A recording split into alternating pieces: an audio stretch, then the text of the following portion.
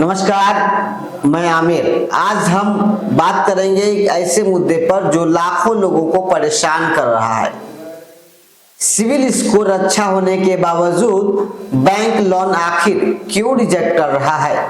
क्या सिर्फ सिविल ही सब कुछ है? आइए समझते हैं इन सभी बातों को। जो बताएंगे हमारे साथ युवा प्रिंस जी हैं, वो इन सभी बातों को लेकर वो बताएंगे। सबसे पहला सवाल इनसे हमारा, क्या सिर्फ सिविल स्कोर अच्छा होना लोन मिलने की गारंटी है?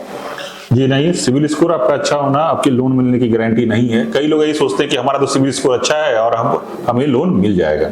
ऐसा नहीं होता है कि आपका सिर्फ सिविल स्कोर अच्छा है और आपको लोन मिल जाएगा। कोई भी एनबीएफसी या बैंक जो होता है वो बहुत चीजों को देखती है। पहला चीज देखती है कि आपका इनकम का क्या जरिया है, आप कैसे इनकम कर रहे हैं, आपकी इनकम की जो स्टेबिलिटी है वो लॉन्ग टर्म के लिए है या शॉर्ट टर्म के लिए है। दूसरा, अगर आप व्यवसाय कर रहे हैं तो किस तरह का व्यवसाय कर रहे हैं, फ्यूचर में इसका क्या ग्रोथ हो सकता है। और ये भी निर्भर करता है कि आपका सिविल स्कोर मान लीजिए अभी 750 है, पिछला आपने जो पेमेंट्स हैं वो टाइमली किए थे नहीं किए थे, वो सब कुछ वो चेक करती है, तभी वो लोन देती है। दूसरा सवाल है आपसे, सही होने कितने लोगों का जो सिविल स्कोर अच्छा होता है वो सही होने के बावजूद लोन रिजेक्ट हो जाता है, कि क्या वजह होता है? देखिए, क्या सबसे बड़ा बात क्या है, आज के डेट में आसानी से लोगों को क्रेडिट कार्ड मिल जाता है, लोन्स मिल जाते हैं। लोग यही सोचते हैं कि भाई हमें लोन मिल गया, क्रेडिट कार्ड मिल गया और अब हमारा क्या है, इसको पेमेंट को यूज करना है। कुछ बातों को ध्यान रखना पड़ता है। अगर आप क्रेडिट कार्ड यूज कर रहे हैं, कोई भी बैंक का क्रेडिट कार्ड यूज कर रहे हो, आपको 50% ही यूज करना है, जितना लिमिट है। आप क्या कर रहे हैं, उसका 70% 80% यूज कर रहे हैं। तो ये बताता है कि आप जो है पूरी तरह से कहां पे निर्भर कर गए हैं, लोन पे निर्भर कर रहे हैं। या आपका एक पहले से लोन चल रहा है, फिर से आप लोन ट्राई कर रहे हैं, बार बार लोन ट्राई कर रहे हैं और देख रहा है बैंक और एनबीएफसी आपके सिविल रिपोर्ट पे कि भाई ये तो कहां है, हर बार लोन पे ही निर्भर कर रहा है। इसका मतलब क्या होगा, आगे चल के ये डिफॉल्ट कर सकता है, क्योंकि आपकी निर्भरता कहां है, लोन पे ज्यादा। बस ये बात है। क्या हर एक बैंक का नियम गाइडलाइन अलग अलग होते हैं? देखिए, हर बैंक एनबीएफसी का अलग अलग गाइडलाइन होता है। अगर एनबीएफसी की बात करें या माइक्रो फाइनेंस की बात करें तो वो देखते हैं कि हमारा रिकवरी का जो एजेंट है वो कितने दूर तक जा सकता है। भले आपका सिविल स्कोर अच्छा, आपका व्यवसाय अच्छा है, लेकिन उसका रिकवरी एजेंट वहां तक नहीं जा सकता तो वो नहीं देगा। बैंक्स के साथ भी यही होता है कि वो अपने ब्रांच के जो रूल्स रेगुलेशन है उसको देखते हैं। दूसरा देखते हैं कि डिस्टेंस कितना पड़ रहा है, और साथ में ग्राहक का जो व्यवसाय है वो हर बैंक अपने अपने हिसाब से कैटेगराइज करती है कि भाई हम इस व्यवसाय वाले को देंगे, इसको नहीं देंगे, या इस तरह का जो इनकम सोर्स होगा उसको देंगे नहीं देंगे। कोई बैंक 10,000 के सैलरी वाले को भी दे देती है और कोई बैंक कहती है कि हम 25,000 से नीचे वाले सैलरी वाले को नहीं दे पाएंगे। ये सबका अपना अपना ये है। चौथा सवाल आपसे है कि बार बार लोन अप्लाई करने से क्या इसका कोई साइड इफेक्ट है? देखिए, अगर आप बार बार लोन अप्लाई कर रहे हैं तो आपका सिविल स्कोर खराब नहीं भी हो रहा है तो आपके सिविल पे वो रिपोर्ट में दिखता है, जिसको जब आप कभी भी लोन लेने जाएंगे तो बैंक देखेगा। इसका मतलब क्या है कि आप क्या कर रहे हैं, लोन पे निर्भर कर रहे हैं। दूसरा बात क्या होता है, अगर आपका बहुत ज्यादा लोन आपने अप्लाई किया, लोन रिजेक्ट हुए हैं, कोई कारण से किसी ने रिजेक्ट किया, लोग क्या करते हैं, चेक नहीं करते हैं। हम क्या करते हैं, ऑनलाइन ऐप डाउनलोड कर लेते हैं, कोई लिंक मिल गया उस पर जाकर के लोन अप्लाई कर देते हैं। अब क्या है, हमने चेक नहीं किया कि इसके लिए हम एलिजिबल हैं या नहीं है, हमने क्या किया, लोन अप्लाई कर दिया। अब हम एलिजिबल थे नहीं, लोन हो गया रिजेक्ट। और इस कहानी में क्या होगा, इस कहानी में ये होगा कि वो दिखेगा कि आपका लोन जो है बार बार रिजेक्ट हो रहा है, तो अगला लोन लेने में आपको दिक्कत होगा, क्योंकि बार बार लोगों ने आपको क्या किया है, मना किया है लोन देने से। अगर किसी, पांचवा सवाल आपसे, कि अगर किसी का स्कोर 750 प्लस है और वो लोन भी अप्लाई किया, उसके बावजूद उसे रिजेक्ट हो जाता है।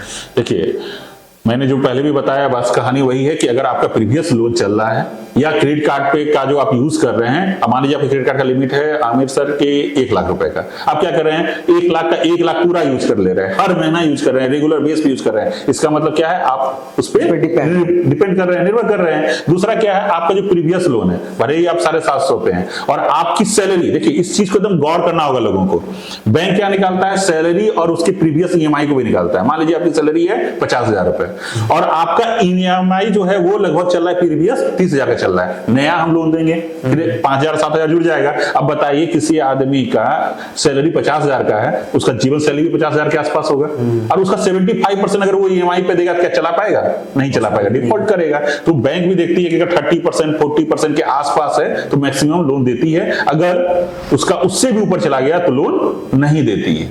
ये भी किसी का करें। लोन, किसी का स्कोर अगर पूरा खराब है तो क्या उससे लोन कहीं से मिल सकता है? देखिए, अगर किसी का सिविल स्कोर खराब है तो लोन तो नहीं मिलेगा उसको, लेकिन क्या है, अगर वो सिविल स्कोर बढ़ाना चाहता है तो वो क्या कर सकता है कि एफडी बैकअप कार्ड्स को अप्लाई कर सकता है, जो एसबीएम बैंक या बहुत सारे अलग अलग एनबीएफसी भी देती हैं, जहां पे उनका पैसा एफडी हो जाता है और उसके बदले उनको एक तो रिटर्न भी मिलता है एफडी के जैसा, और दूसरा उसको एक लिमिट मिल जाता है। मान लो उसने 10,000 का एफडी किया, आपको 8,000 के आसपास का लिमिट मिल जाएगा, कोटक आदि में भी मिल जाता है। और आप उससे क्या कर सकते हैं, अपना है ना शॉपिंग आदि कीजिए, और हमेशा यह ध्यान रखिए आपको एफडी बैकअप भी कार्ड मिला हुआ है तो 50% ही यूज करना है, 50% से ऊपर नहीं जाना है, और आप टाइमली पेमेंट कीजिए तो आपका सिविल स्कोर ऑटोमेटिक बढ़ जाएगा। या अगर आप सिविल स्कोर बढ़ाना चाहते हैं तो जहां पे सिक्योर लोन होता है, जैसे मोबाइल का लोन या कुछ भी, वो आप जाके ले सकते हैं, जिससे आपका सिविल स्कोर पे वो दिखेगा कि हाँ आपने टाइमली पेमेंट किया, धीरे धीरे आपका सिविल स्कोर बढ़ सकता है। आज कई लोग जो है कर्ज ले लेते हैं, लोन ले लेते हैं, कई लोग गारंटर भी बन जाते हैं और लोन उनका रिकवर नहीं होने के बाद वो गारंटर को पकड़ने लगते हैं। देखिए, अगर आप किसी भी एनबीएफसी या बैंक में गारंटर बन रहे हैं तो सावधानी से बनिए। लोग क्या करते हैं, दोस्ती के नाते जाके गारंटर बन जाते हैं। वहां पे अक्सर जो लोग हैं जिनका सिविल स्कोर खराब है, अगर हम लोग बात करें 90% ऐसे लोग हैं जिनका सिविल स्कोर खराब हुआ है, वो है गारंटर बनने के कारण। क्यों? उनको पता नहीं था, उन्होंने दोस्ती के नाते गारंटर बन लिए, उन्होंने साइन कर लिया, अपना पैन कार्ड आधार कार्ड सब कुछ दे दिया। अब क्या है, वो लोन भी आप में दिखेगा और कल के डेट में आपका सिविल स्कोर को खराब करेगा, अगर जिन्होंने लोन लिया वो टाइमली जमा नहीं करता है तो। इसलिए गारंटर भी संबंध के बनना पड़ेगा। संबंध अच्छे से सोच समझ से किसी गारंटर बनना चाहिए। जी जी। क्या नाम है आपका? सर, मेरा नाम प्रिंस है और मेरी जो कंपनी है उसका नाम है धनमुद्रा एडवाइजर कैपिटल प्राइवेट लिमिटेड, जो क्या करती है, लोन इंश्योरेंस के बारे में लोगों को जागरूक भी करती है और अलग अलग एनबीएफसी और अलग अलग कंपनियों से लोन भी हम लोग कराते हैं। हमारा ब्रांच कटिहार में भी है। तो कुल मिलाकर आप ये समझ सकते हैं कि अगर किसी भी व्यक्ति के द्वारा लोन लिया जा रहा है और आपको वो गारंटर बना रहा है तो सोच और समझ कर, नहीं तो आपका भी सिविल स्कोर खराब हो सकता है।